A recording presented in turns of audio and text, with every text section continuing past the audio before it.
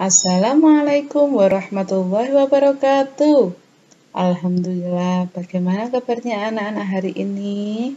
Semoga anak-anak semua beserta keluarga selalu dalam lindungan Allah Subhanahu wa taala, dalam keadaan baik, sehat, dan bisa mengikuti pembelajaran pagi ini dengan baik. Kita berjumpa kembali di SMP Plus Darussalam Lawang, sekolah tercinta dalam pembelajaran Pendidikan Agama Islam dan Budi Pekerti kelas 9 semester genap SMP Plus Darussalam Lawang. Masih tetap bersama saya Ibu Sumiati. Sebelum kita mulai pembelajaran pagi ini, mari kita mulai dengan membaca doa dan Asmaul Husna bersama-sama. Semoga apa yang kita kerjakan hari ini dimudahkan, dilancarkan, dan diberikan hasil yang terbaik. A'udzu billahi minasyaitonir rajim. Bismillahirrahmanirrahim. Alhamdulillahi rabbil alamin. Ar-Rahmanir-Rahim. Maliki yaumiddin. Iyyaka na'budu wa iyyaka nasta'in. Ihdinas siratal mustaqim. Siratal ladzina an'amta 'alaihim ghairil maghdubi 'alaihim waladdallin. Amin. Raditu billahi rabba wa bil islami dina wa bi sayyidina Muhammadin nabiyyan wa rasula. Rabbi zidni ilma warzuqni fahma. Allahumma faqihni fid din wa 'allimni ta'wil birahmatika ya alim ya rabbal alamin. Ya Allah, Ya Rahman, Ya Rahim, Ya Malik, Ya Qudus, Ya Salam, Ya Mu'min, Ya Muhaimin, Ya Aziz, Ya Jabbar, Ya Mutakabbir, Ya Khaliq, Ya Bari, Ya Musawwir, Ya Ghaffar, Ya Qahar, Ya Wahhab, Ya Razaq, Ya Fattah, Ya Alim, Ya Qabid, Ya Basit, Ya Khafid, Ya Rafi, Ya Mu'is, Ya Mudhil, Ya Sami, Ya Basir, Ya Hakam, Ya Adil, Ya Latif, Ya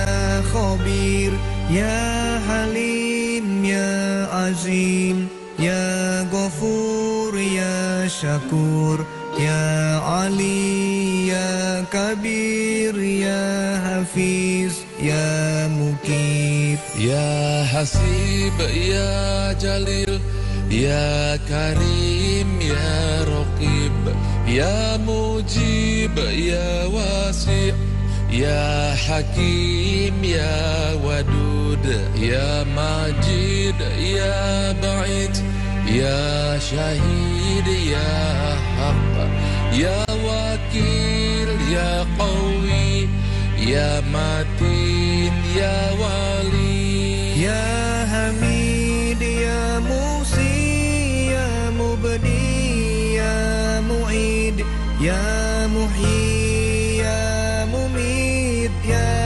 Hayyu, Ya Qayyum, Ya Wajid, Ya Majid, Ya Wahid, Ya Ahad, Ya Somad, Ya Qadir, Ya Muqtadir, Ya Muqaddim, Ya Muakhir, Ya Awal, Ya Akhir, Ya Zahir, Ya Batin, Ya Wali, Ya Muta'ali, Ya Bar, Ya Tawab, Ya Muntakim, Ya Afu, Ya Ra'uf,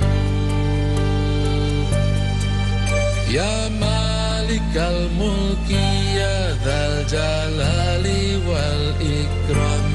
Ya Muqsit, Ya Jami, Ya Ghani, Ya Mughni, Ya Mani, Ya Dar, Ya Nafi, Ya Nur, Ya Hadi, Ya Badi, Ya Baqi, Ya Waris, Ya Rasid, Ya Sabur, Ya Allah, Ya Allah.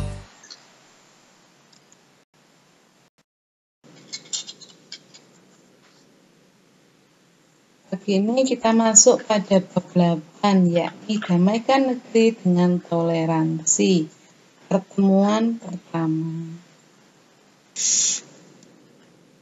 Kompetensi dasar 2.2, yakni menghargai perilaku toleran dan menghargai perbedaan dalam pergaulan di sekolah dan di masyarakat. 3.2, memahami Quran Surat Al-Hujurat ayat 13 tentang toleransi dan menghargai perbedaan serta hadis terkait. 4.2.1, membaca Quran Surat Al-Hujurat ayat 13 sesuai dengan kaidah tajwid dan makhorijul huruf. 4.2.2, menunjukkan hafalan Quran Surat Al-Hujurat ayat 13. Tujuan pembelajaran kita yang pertama yakni mendeskripsikan pengertian toleransi dengan benar, menunjukkan sikap toleransi dalam kehidupan sehari-hari dengan benar, menjelaskan hubungan toleransi dan kedamaian negeri dengan benar, menjelaskan hikmah toleransi dalam kehidupan sehari-hari dengan benar, berperilaku toleransi dalam kehidupan sehari-hari dengan benar. Dari gambar ini apa yang bisa kita ambil kesimpulan? Ya, Indonesia terdiri dari berbagai suku bangsa, tetapi semboyannya tetap satu, yakni Bhinneka Tunggal Ika. Berbeda-beda tetapi tetap satu jua untuk mendamaikan negeri dengan toleransi. Di dalam Al-Quran disebutkan bahwa Allah menciptakan manusia bersuku-suku dan berbangsa-bangsa supaya saling mengenal. Antara satu bangsa dengan bangsa lain memiliki budaya dan karakteristik berbeda-beda. Demikian pula dengan tanah air tercinta Indonesia. Indonesia merupakan negara majemuk dengan beragam perbedaan suku, agama, warna kulit, dan bahasa di Indonesia merupakan anugerah berharga dari Allah Subhanahu wa Ta'ala. Ini semua adalah kekayaan bangsa Indonesia yang tidak dimiliki oleh bangsa lain. Oleh karena itu, bangsa Indonesia wajib bersyukur atas semua karunia dari Allah Subhanahu wa Ta'ala. Lalu bagaimana cara mensyukurinya? Yaitu dengan cara saling menghormati, menghargai, serta memelihara hubungan baik antar sesama warga Indonesia. Allah Subhanahu wa Ta'ala menciptakan makhluknya memang berbeda-beda satu sama lain. Perbedaan tersebut merupakan sunatullah, hukum alam yang berlaku bagi semua makhluknya. Justru dengan perbedaan itulah hidup ini menjadi indah, harmonis, dan teratur. Ibarat sebuah bangunan rumah, semua bagian dari bangunan tersebut berbeda satu sama lain. Justru dengan berbeda itulah bangunan tersebut menjadi kokoh. Ada tiang, atap, tembok, pintu, dan lain sebagainya. Semuanya berbeda dan menopang satu sama lain. Demikian pula dengan negara kita. Perbedaan-perbedaan yang ada merupakan kekuatan tangguh apabila semua warga bersatu dan tidak bercerai-berai.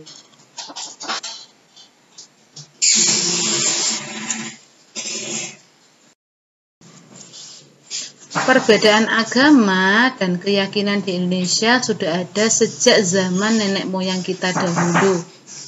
Saat ini ada 6 agama di Indonesia, yaitu Islam, Kristen, Katolik, Hindu, Buddha, dan Konghucu.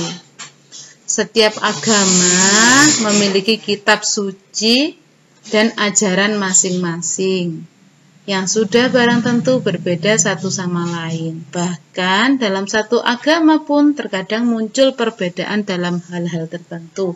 Namun kita tidak boleh membesar-besarkan perbedaan tersebut, sebab hal ini akan memicu konflik antar umat yang seagama dan antar umat yang berbeda agama. Kita harus menjunjung tinggi toleransi, baik toleransi antar umat seagama maupun dengan umat yang berbeda agama. Berpandangan positif terhadap pemeluk agama lain perlu dikedepankan supaya bangsa kita tetap rukun, damai, dan bersatu.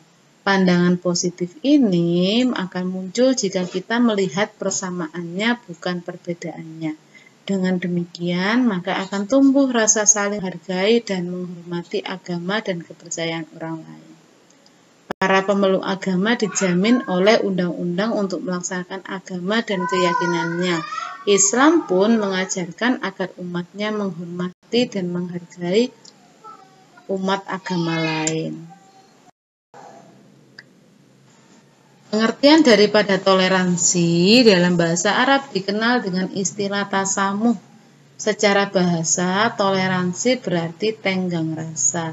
Secara istilah, toleransi adalah sikap menghargai dan menghormati perbedaan antar sesama manusia. Allah menciptakan manusia berbeda satu sama lain.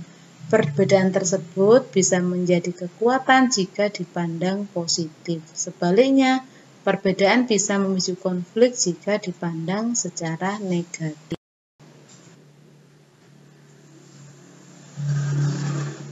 Nah, di gambar ini bisa kita lihat bahwasanya walaupun berbeda agama, mereka bisa hidup berdampingan dengan rukun, tidak saling bentrok dan tidak saling berpecah belah. Ini adalah contoh kehidupan di Pulau Dewata, Bali. Warga Muslim dan warga Hindu-Buddha hidup berdampingan dengan baik. Jika kita memperhatikan salah satu unsur bangunan, misalnya tembok, maka tembok itu terdiri dari beberapa bagian. Ada batu bata, besi, semen, pasir. Jika masing-masing bagian itu berdiri sendiri tanpa ada persatuan dan keterkaitan, maka tidak akan mempunyai kekuatan. Setelah bagian-bagian itu dipersatukan, dicampur dengan air, dan disusun rapi, maka ia menjadi satu bangunan yang kokoh. Ini semua menggambarkan bahwa perbedaan merupakan sumber kekuatan apabila bersatu dan bekerja sama. Oleh karena itu, Islam mengajarkan untuk menghargai dan menghormati perbedaan. Apabila umat Islam tidak bersatu, maka kekuatan Islam akan lemah dan mudah goyah. Hal ini akan semakin parah jika umat Islam bersikap intoleransi, saling berhubungan, bermusuhan, dan saling bertengkar. Toleransi dalam Islam mencakup dua hal, yakni toleransi antar sesama muslim dan toleransi kepada non-muslim. Toleransi antar sesama muslim berarti menghargai dan menghormati perbedaan pendapat yang ada dalam ajaran agama Islam.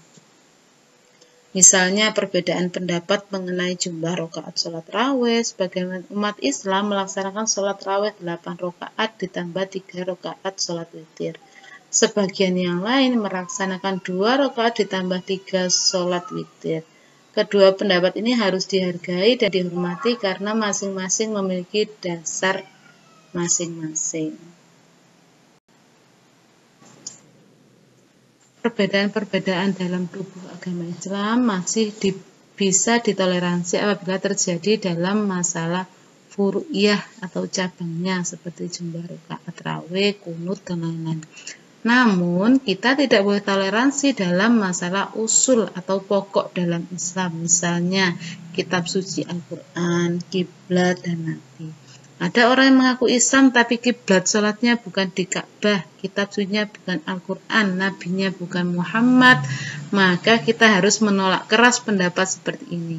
Namun tidak boleh berbuat anarkis atau menghakimi sendiri dengan tindakan kekerasan. Adapun yang dimaksud toleransi kepada non-muslim yaitu menghargai dan menghormati pemeluk agama lain untuk beribadah sesuai agama dan keyakinannya masing-masing. Rasulullah telah mencontohkan toleransi antar umat beragama, baik ketika beliau di Mekah maupun di Madinah. Suatu ketika orang-orang kafir Mekah menawarkan toleransi kepada Rasulullah. Dikisahkan beberapa tokoh kaum kafir di Mekah seperti Aswad bin Abdul Muthalib, Umayyah bin Khalaf, dan Al-Walid bin Al-Mughirah datang menemui Rasulullah menawarkan kompromi dalam hal ibadah. Mereka mengusulkan agar Nabi dan umat Islam mengikuti agama mereka dan mereka pun mengikuti agama Islam. Mereka berkata, "Wahai Muhammad, bagaimana jika kami menyembah Tuhanmu selama setahun dan kamu juga menyembah Tuhan kami selama setahun? Jika agamamu benar, kami mendapat keuntungan, dan jika agama kami yang benar, kamu tentu memperoleh keuntungan." Rasulullah dengan tegas menjawab, "Aku berlindung kepada Allah agar tidak tergolong orang-orang yang bersikap dan berperilaku syirik atau menyekutukan Allah." Untuk mempertegas penolakan Rasulullah tersebut, Allah menurunkan surat Al-Kafirun. Setelah Rasulullah menerima wahyu surat Al-Kafirun, beliau mendatangi tokoh-tokoh kafir di Mekah. Di tengah-tengah kerumunan orang-orang kafir yang sedang berkumpul di Masjidil Haram, Rasulullah membacakan Quran surat Al-Kafirun ayat 1-6 dengan mantap dan lantang. Yang terjemahannya berbunyi, 1.